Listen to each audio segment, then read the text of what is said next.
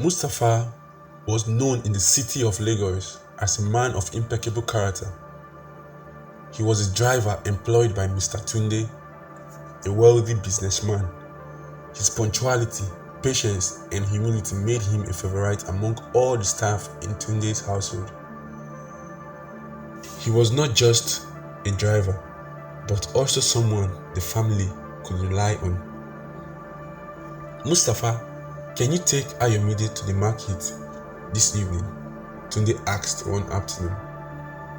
Yes, sir, no problem at all, Mustafa replied with a warm smile. His attitude always put those around him at ease, and Tunde appreciated having someone so reliable. In time, Mustafa became more like family than an employee. Whenever Tunde and his wife traveled, Mustafa was left in charge of their teenage children. He managed the home with great care, ensuring the kids were safe and disciplined. He even ensured their meals were prepared and their schoolwork monitored. Thank you, Mustafa, Mrs. Tunde would often say. You've made things so much easier for us. But little did anyone know, Mustafa had begun to notice the vast wealth around him and feel bitter. The luxurious cars, the great mansion, the expensive trips abroad, everything reminded him of what he did not have.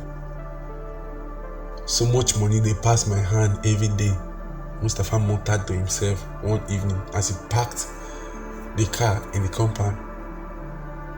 How can Ogade spend hundreds of thousands daily, but I dey collect only 70,000 naira salary?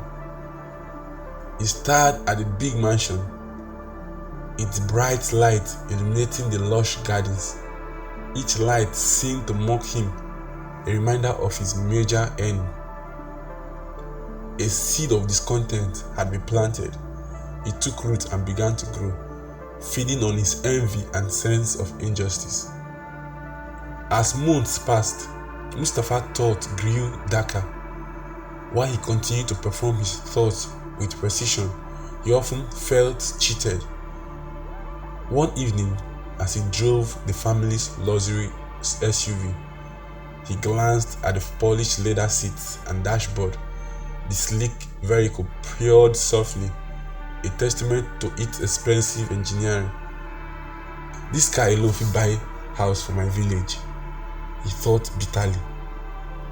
But I no go even touch this kind money wey fit buy this kind thing for my lifetime. He began to justify small acts of disobedience to himself. Sometimes he would take the car for a personal errand, convincing himself it was harmless. No be my right, he rationalized, snatching some leftover food from the kitchen. After all, I dey work for them like slave. Mustafa, I'm so glad you are here, Miss Tunde remarked one afternoon. I don't know what we would have done without you. Mustafa smiled, but deep down, her words felt hollow. In his mind, he was nothing more than a servant, trapped in a circle of poverty and servitude.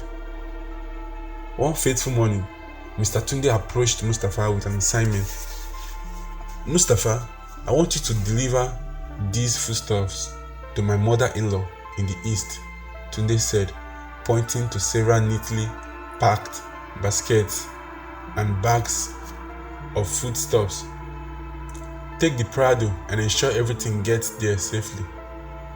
Yes, sir, Mustafa replied dutifully, hiding his excitement at the thought of a long trip with such a luxurious car. The journey was smooth, and Mustafa's thoughts began to wander. He imagined what it would feel like to own a car like the Prado. He pictured himself driving through his village, admired and envied by all. Imagine if I fit drive this kind of car forever, he muttered. On his return journey, an idea struck him. He could make some extra cash by picking up passengers along the way. Mustafa slowed down as he approached a small town, scouting for potential passengers. A thought thrilled him. I fit make extra money without Oga knowing, he reasoned. However, at the motor park, he was stopped by a task force. You don't have commercial license. You cannot carry passengers from here, one officer barked. Frustrated, Mustafa drove on, determined to find another way to make money. The allure of wealth and independence had ignited a spark on him that would not be easily extinguished.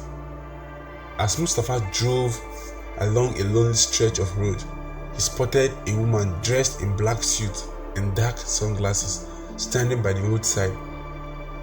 Why this woman go dey alone for this kind place, he thought. Well, na money I dey find. He pulled over and honked. You dey go west? He asked. Yes, the man replied curtly. I will pay for a full seat and want you to drop me at my final destination. Before Mustafa could respond, she added, I will pay you 300,000 naira. Mustafa's eyes widened. 300,000, he repeated. Yes, she said, climbing into the back seat. Drive. The offer was too tempting to resist.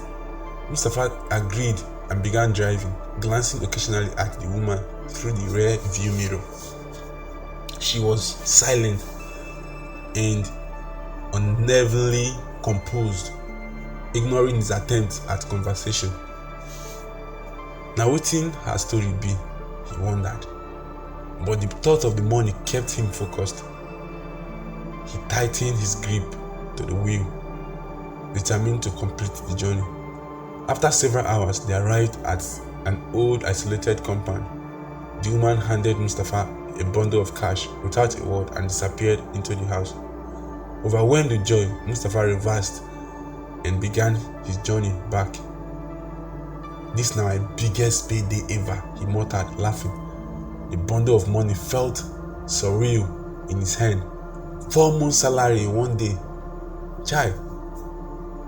Halfway down the road, he noticed a small purse on the passenger seat, its sleek leather glistening under the dashboard light.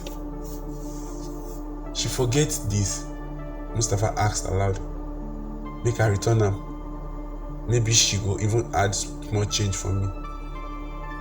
He turned the car around and drove back to the compound. Hello, who dey here? He called out as he entered the premises. The silence was eerie. He walked to the backyard and froze in horror. The woman was dragging a lifeless, bloodied body across the ground. Her movements were methodical, almost detached. Stop! A deep voice commanded from behind. Mustafa turned slowly to see a man pointing a gun at him. If you move, I blow your head, the man growled. Mustafa's heart raced as he stood motionless, his mind grappling with the terrifying sight before him. The woman glanced at him with cold, unfeeling eyes before turning her attention back to the body. I just want to return wetin she forget, Mustafa stammered, holding up the purse as if it could shield him from the danger he was in. The man stepped closer, his grip on the gun unwavering. Who sent you back here? He barked, his voice echoing through the eerie, silent compound. Nobody, I swear, Mustafa pleaded, his legs trembling. The woman straightened her face, devoid of emotion. You don't strike me as someone stupid enough to be walking alone, she said. But now you are here. You've seen too much. The man gestured with gun, forcing Mustafa to sit on the ground. You don't see too much, he said. Now you must do as we say, if you want to live. Mustafa nodded, his mind racing. Every instinct told him, run. But he knew he wouldn't get far. He had to find a way out of this alive. The woman sat down across from Mustafa, her piercing gaze locking onto his. The tension in the air was suffocating. You are going to help us? she said, her voice icy and commanding. Mustafa's throat was dry. Help you? How? He croaked, afraid of the answer. You will drive this dead body out of here and dispose it far away. The man interjected, his tone leaving no room for negotiation. Mustafa's eyes widened in disbelief. Me? Dispose a dead body? Yes, the man said coldly. And if you try to leave or call the police, you won't make it out of here alive.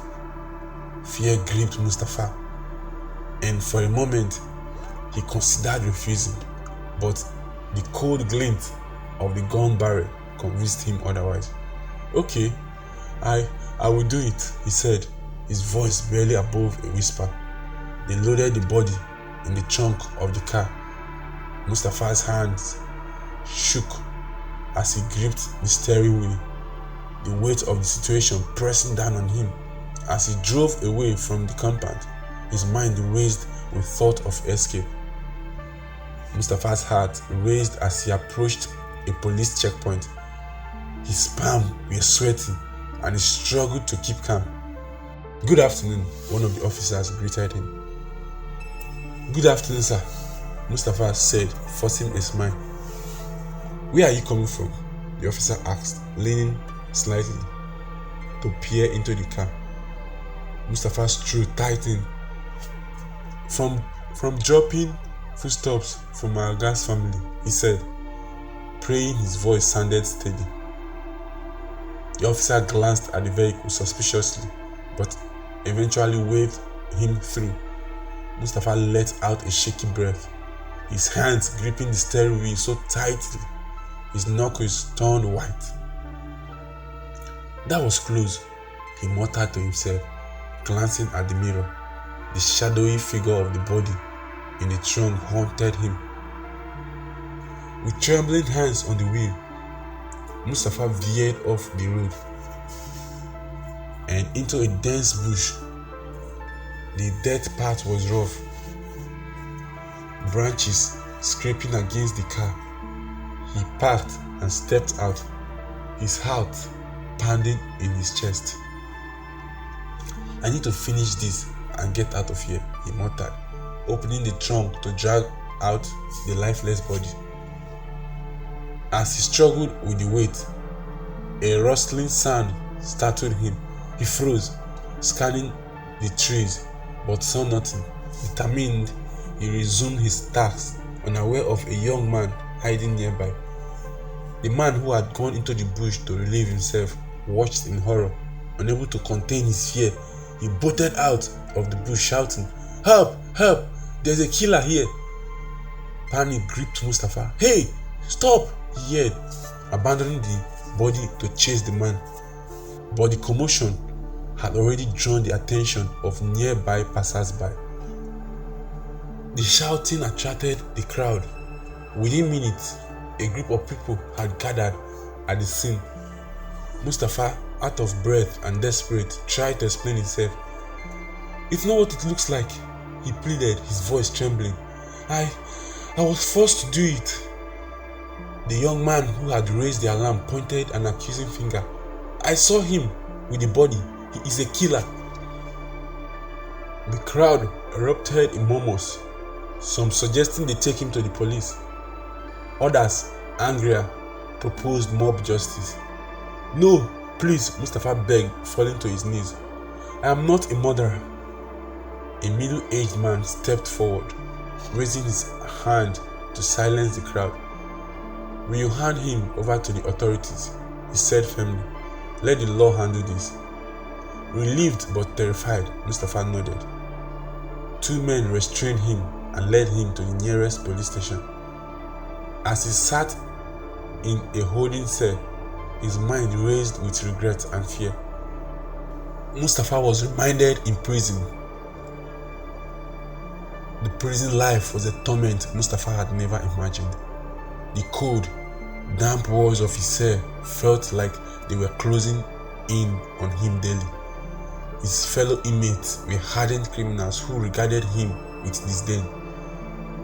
Now you keep person, Abi? One of them sneered, "Better prepare yourself. This place no be joke." Mustafa spent his days in silence, replaying the events that had led him here. Regret gnawed at him, not just for his greed, but for failing to prove his innocence. The weight of his choices pressed heavily on him. Meanwhile, news of his arrest reached Mr. Tunde. Shocked, Tunde struggled to reconcile the image of the trustworthy Mustafa he had known with the alleged murder. The whispers around town only added to his anguish. How could he do this? Tunde asked his wife one evening. But deep down, doubt lingered. Could Mustafa truly be guilty? Find out what happened next in part 2.